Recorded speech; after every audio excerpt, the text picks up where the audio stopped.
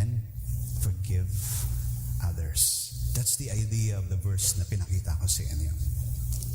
We notice the servant here. We notice the servant in the story that he wants to be forgiven. Di ba? Gusto naman natin pag nagkamali tayo, papatawarin tayo agad-agad. No? Papatawarin tayo agad-agad. Pero, ang tagal nating magpatawad. Yun yung idea o yung pinakita dito sa story. The servant does not want to forgive. Hindi siya marunong magbigay o magpatawad sa iba. Alam niyo, the best reason to forgive is because Jesus commanded us to forgive. This is the reason why we need to forgive, because Jesus Himself commanded us to forgive. And forgiveness, alam mo, ang forgiveness mo, this is not for us. Or ang forgiveness, this is not for your enemy. The benefit of forgiveness is for us. Because if you have bitterness, tandaan niyo po ito, pag meron kang bitterness sa heart mo or sa soul mo, it will eat up your soul like a moth. Alam niyo yung anay? Yung anay. Gusto ba natin tumanda ng puro pain yung ating nararanasan, puro pain yung ating mga nararamdaman, because we don't want to let go. We don't want to let go. Kaya kung gusto mong pumangit, huwag kang magpatawad.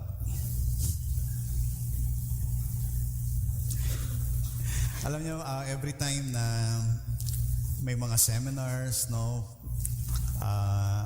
pag nagtatawag ng altar call, if you have someone in your heart na hindi mo pa pinatawad, maaring yung tatay mo o nanay mo or kahit sino man. But sa dami ng seminar na naatinan ko,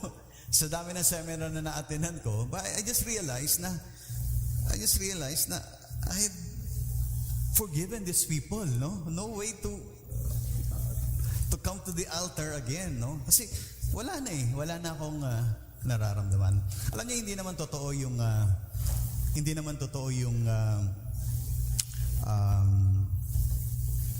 pag nagpatawad ka, makakalimutan mo na yun, no? The memory is still there. But the pain is gone. Wala na yung pain. Maalala mo, pati yung ginawa sa'yo, maaaring detalyado ba? Pero every time you think of it, no more pain. Di mo na. Because you have forgiven.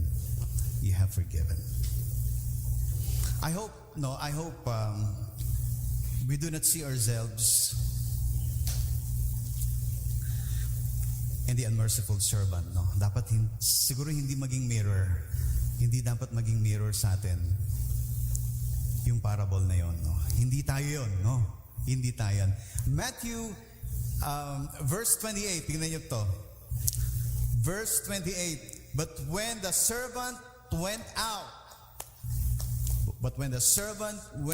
he found one of his fellow servants who owed him 100 silver coins.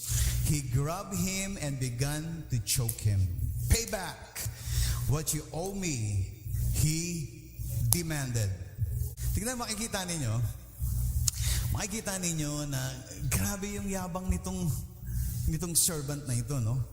The reason why we are commanded to be considerate with others is because we are from the same situation before. Lahat tayo galing sa pagkakasala. Lahat tayo galing sa pagkakamali. Bakit tayo inconsiderate sa iba? Alam niyo, hindi ko ito naisama, but I don't know if you can project Galatians 6 verse 1. Galatians 6 verse 1. Online ba tayo? Hindi, wala tayong no? Pero kaya niya i-project. Galatians 6, tingnan niyo ito, pero King James yata, no? Brethren, if a man overtaken in fault, in other translations, sin, no? You that are spiritual, restore such one in the spirit of meekness, considering thyself, lest thou also be tempted. Masyadong ano siya kasi, no? Pero ang ibig sabihin, ganito daw. Kunyari daw, meron kayo nakitang taong nagkamali o nagkasala. You should correct them in the spirit of meekness. Alam niyo yung meekness? You're gentle, no? Kasi, ang sinasabi rito, lest thou also be tempted. Sabihin, pwede rin, yung nangyari sa kanya, pwede rin mangyari sa iyo. So when you approach this brother or sisters, hindi yung, ganyan ka na naman, ha? Tandaan mo, pag ikaw nagkamali rin, katulad ng pagkakamali niya, ganun din ang sasabihin niya sa iyo, ganyan ka rin, Pero when you approach this person with love and meekness, instead na i-condemn mo, iyakapin mo, isabihin mo, tutulungan ka namin makabangon. Pag ikaw naman ang nadapa, hindi ka niya gaganyanin. He will do the same. So that's the spirit of Galatians 6:1, no? That's the spirit of Galatians 6:1. Tingnan niyo po itong Titus. In Titus 3:3-5, instead, we too were once, ano nakalagay dyan? We too are once stupid, disobedient, and misled. We were slaves to many kinds of what? Many kinds of lust and pleasures. We were mean and jealous. We were hated, and we hated each other. However, when God our Savior made His kindness and love for humanity appear, He saved us. Now, the king expects this servant to extend the mercy to others extended to him. Ibig sabihin, tinatawad kita, dapat marunong ka rin magpatawad sa iba. It's expected. Tingnan niyo yung verse 32. You wicked servant, he said, I canceled all the debt of yours because you begged me to. Tingnan niyo yung line na to. Shouldn't you have had mercy on your fellow servant just as I had on you? Di ba dapat maawain ka rin dun sa kapwa mo alipin dahil yun ang ipinakita ko sa'yo? Expected. God expects us to forgive. God expects us to forgive others. Ephesians 4:32. Be kind and loving to each other. Forgive each other the same as God forgave you through Christ. Be kind and loving to each other. Forgive each other the same as God forgave you through Jesus Christ. This is a good reminder to all of us. Remember, kapag ka merong kalipunan ng mga tao, meron friction yan. Inside the church, may friction yan.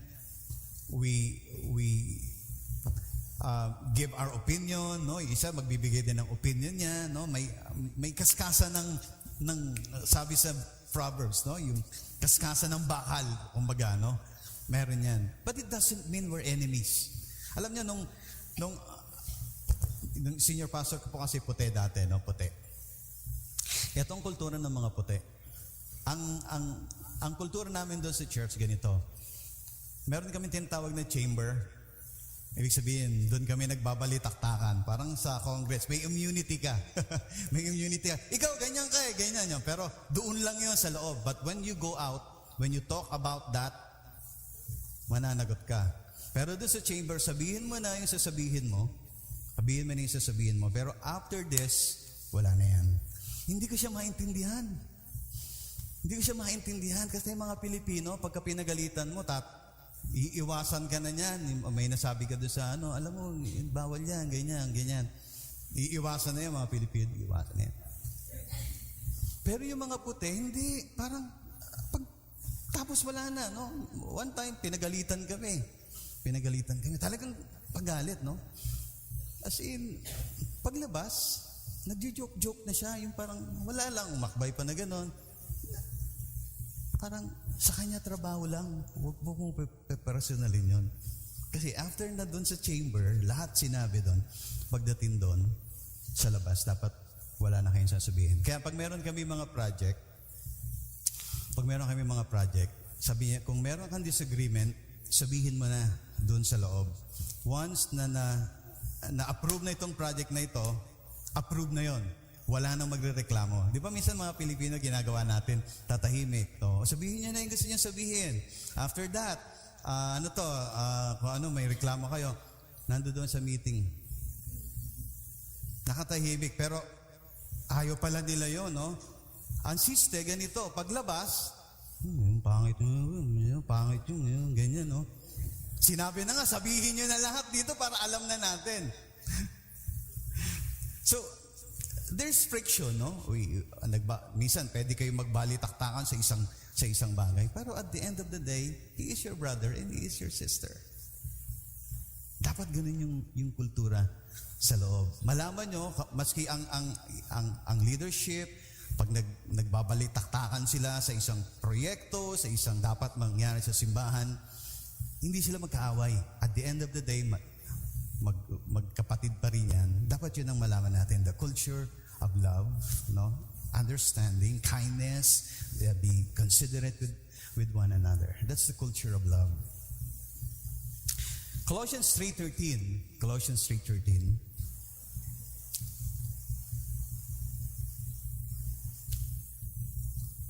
Don't be angry with each other. Ibig sabihin ng don't be angry, ibig sabihin hindi naman kailangan na huwag ka magagalit. Pero the term anger here is tuloy-tuloy. Hindi na nawala yung galit mo, no? Pwedeng minsan magkainisan kayo, pero yun lang yun, hindi yung forever ka ng galit. Don't be angry with each other, but forgive each other. If you feel someone has wronged you, forgive them. Forgiveness is an attitude. Hindi pa siya lumalapit Hindi pa siya humingi ng tawad. No, it's an attitude. When somebody hurt you, you yourself have an attitude of forgiveness, okay? Lord, pag meron ako nararamdaman na sa puso ko na gano'n, sinasabi ko na agad sa Panginoon, Lord, I have forgiven this person. Hindi ko na siya hinihintay na lumapit para humingi ng tawad sa iyo. Because forgiveness is an attitude. Forgiveness is an attitude.